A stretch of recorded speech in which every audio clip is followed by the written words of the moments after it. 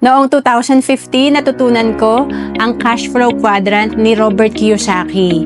Importante pala na tayo ay may business at maging investor tayo kasi madalas tayo lang ay empleyado or self-employed. So, mas gaganda ang cash flow natin kung magsimula tayo magnegosyo at may investment tayo.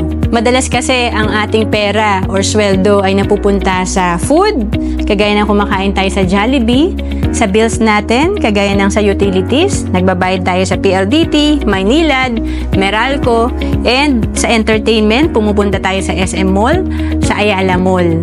Pero alam mo bang bukod sa tayo ay nagbabayad ng mga bills sa malalaking kumpanya na to, pwede rin tayo maging indirect investor ng mga top corporations. At ang isa na dito, pwede tayong mag-invest sa Kaiser na sinimulan ko rin noong 2012. Kasi sa Kaiser, bukod sa may investment ka, meron ka ding healthcare at meron ka ding life insurance. For as low as 2,647 per month, pwede ka na magsimula sa Kaiser at pwede ka mag-apply online kung OFW ka.